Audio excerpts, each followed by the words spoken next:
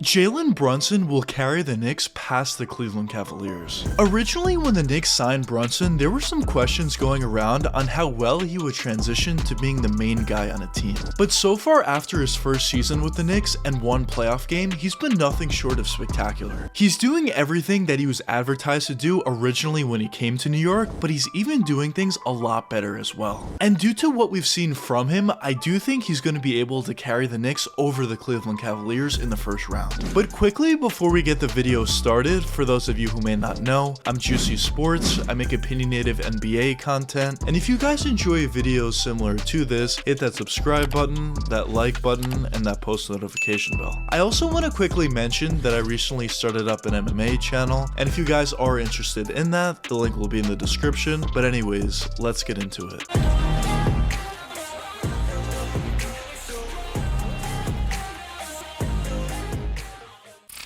After having somewhat of a rocky start to the season, the Knicks and Jalen Brunson specifically were able to do a phenomenal job at turning their season around and turning their season into a very successful one. And due to the Knicks turning their season around, they were able to make the playoffs and they had their first round matchup against the Cleveland Cavaliers set. Now, although the Knicks were playing very well during the second half of the season, going into that playoff matchup against the Cavs, most people expected the Cavs to win relatively easily. Now, people thought the Knicks may be able to win a game or two, but at the end of the day, they thought the Cavs roster was just way too talented. When you talk about guys like Donovan Mitchell, Darius Garland, Evan Mobley, Jared Allen even, people just thought the Knicks didn't have that same level of talent on the roster to compete with these guys. And at the end of the day, Donovan Mitchell was most likely going to be the best player in this series, and that alone swayed people in the direction of the Cavs. But after game one, everything completely changed. Not only were the Knicks able to win that game, but they also looked phenomenal while doing it. They were able to overcome some adversity in the later stages of the game, which is extremely important, but they were also able to look relatively effective and efficient throughout the entire game. Now, obviously, it's only one game. The Cavs still could come back and eventually win the series, but I think what game one proved more so than anything else is the Knicks are legit and the series is going to be extremely competitive.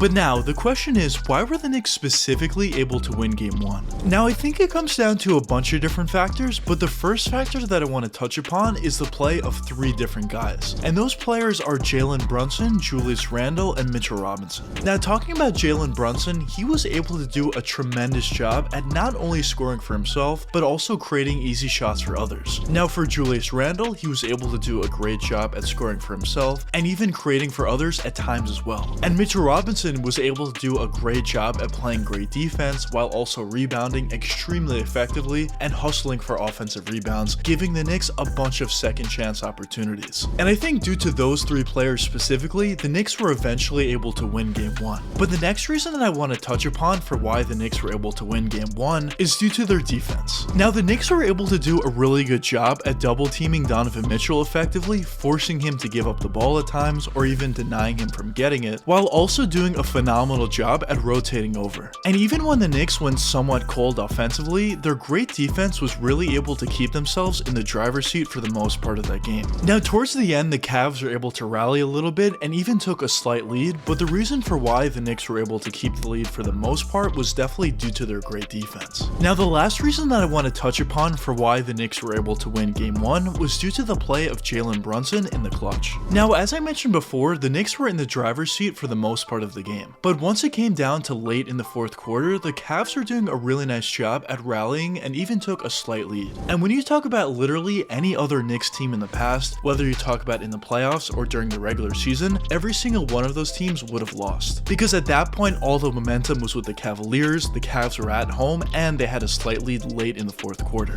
But the difference about the Knicks of this year is they have Jalen Brunson. I mention this in so many of my videos, but I talk about how important it is to have a legitimate point guard on your roster to calm everyone down in clutch situations and get easy shots for themselves, but also create for others. And that's exactly what what we saw from Brunson late in that game, especially after the Cavs took the lead. Brunson did a really nice job at creating those mid-range jump shots for himself and hitting them at a very high level, keeping the Knicks in the game and regaining them the lead, while also doing a really nice job to get his teammates open looks in order for them to help the Knicks win as well. Now at this point, some of you may be saying, yeah, the Knicks played really well in game 1, but it was only one game. The Cavs should be able to regroup and they have the better overall talent, so they should be able to win this series. And to that, I would agree to an extent. I do think the Cavs have the overall better roster, but I think once it comes down to the playoffs, especially the early rounds of the playoffs, more so what matters is clutch time effectiveness alongside with who's more hot going into the playoffs. Because at the end of the day, the more talented team doesn't always win. A team that's a lot more effective in clutch time situations and is overall more hot than that other team that's maybe more talented could easily win a playoff series, and I do think we could see something similar in this matchup between the Knicks and the Cavs. Now, with all that being said, I don't think the Knicks are going to run away with this series. I do think it's going to be very competitive, but at the same time, I do think the Knicks have a very decent chance to win the series, unlike what people were suggesting going into this playoff matchup. And I think throughout the rest of the series from Jalen Brunson, we're going to see a lot more excellence from him. He's already been great in the small sample size that we have seen him in the playoffs so far, but with that being said, there were a couple of mistakes that he made that I think he will improve upon and get even better throughout the rest of the series. Like for example, in the first half, he got into foul trouble, keeping him out of the game for the most part, but in the second half, he made the adjustments, didn't foul as much, and was able to stay in the game, and when he was in the game, we saw how effective he was. So just imagine how truly effective he can be if he stays out of foul trouble in the following games in the series. Because it's very clear when Jalen Brunson is on the court, the Knicks are just better straight up.